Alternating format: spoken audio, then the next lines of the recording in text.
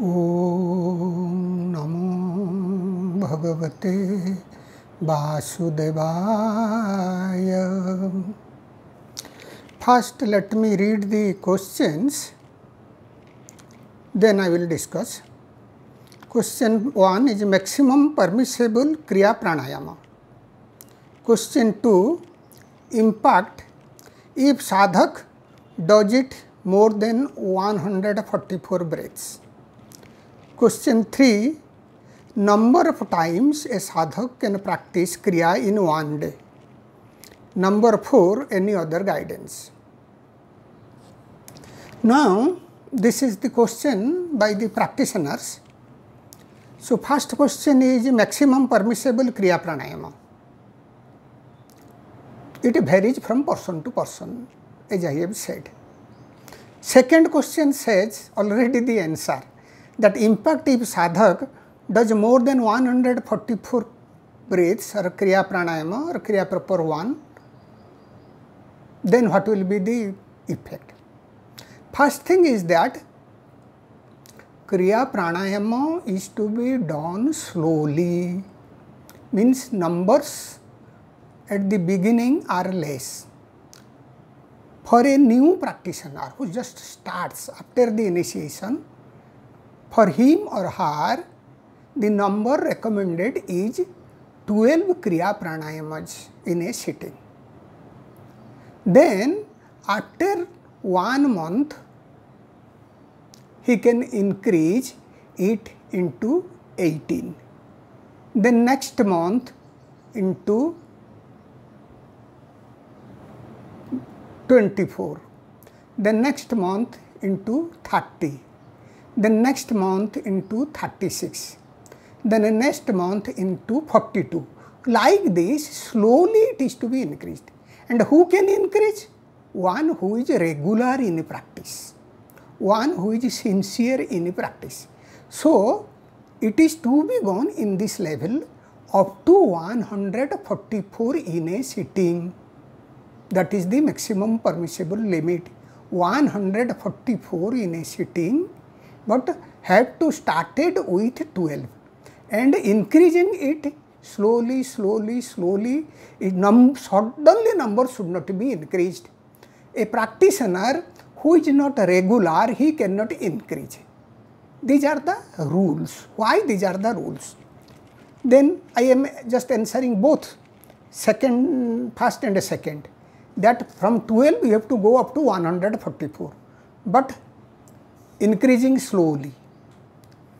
6 in a number in a month, and one has to be regular. These are the very fundamental things. Now, suppose one does more, and suppose one does not follow the rules, because some practitioners out of over enthusiasm, they practice more. Then the problem is, if there is suddenly arousal of prana, then the practitioner has to face the difficulty.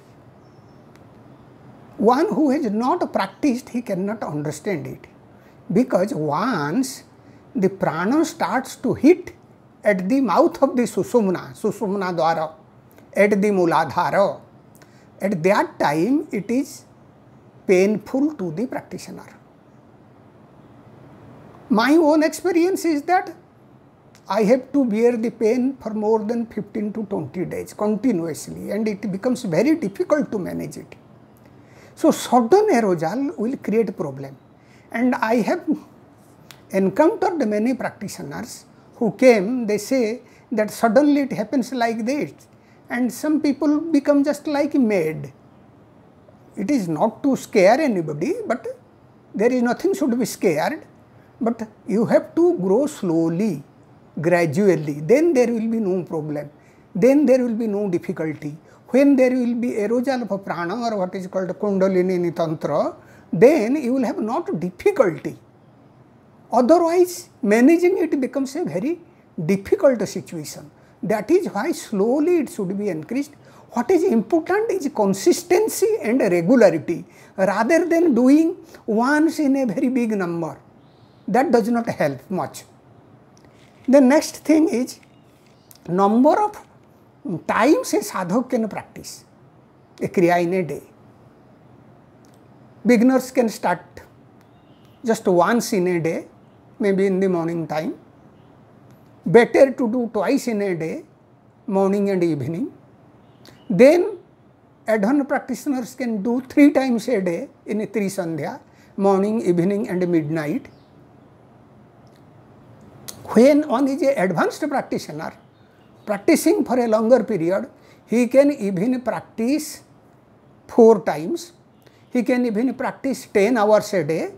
That it will not be difficult. But for the beginners, it is to be done slowly and gradually, maybe to start with 1 hour in one sitting, then you can go up to 10 hours, you can go up to 4 sittings, morning, evening, midday and midnight. Normally the advanced practitioners do morning, evening and midnight. Then any other guidance about Kriya, I will tell that anyone who is practicing Kriya, it should be preceded with Mahamudra. Mahamudra is very important tool so that one will get a proper result in Kriya. So without Mahamudra, Kriya will also give result. But with Mahamudra, the result of Kriya becomes manifold. Then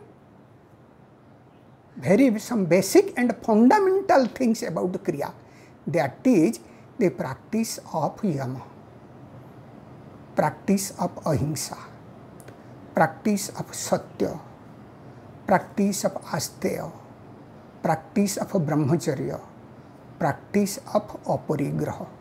If one is not practicing this and thinks that I have learned the techniques of this, of that, of that, of that, then it is not going to be very fruitful.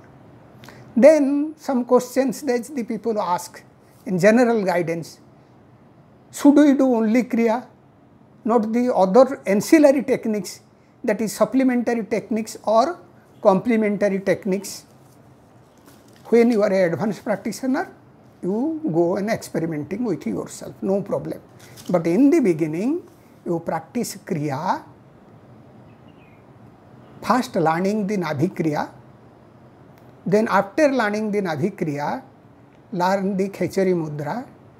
While you sit for Kriya practice, do Guru Pranam, do Hamsa Sadhana, do Mahamudra, then do Kriya proper. Then after Kriya proper, Kriya meditation and Paravastha, then Jyoti Mudra and Sambhavi Mudra. This is the schedule. This is made as a capsule. This is encapsulated in a modular form that helps to the beginners. Now say that I want to do this, I want to do this. Everyone is free to do, everyone is free to experiment. But in the beginning, better not to experiment, just to follow your guru, just to follow your guide, so that you develop, you grow into a particular state. Then you can experiment doing whatever things you want on your own. But better to have some knowledge from the scriptures, so that if you want to experiment, you can have some basic guidelines how you to do.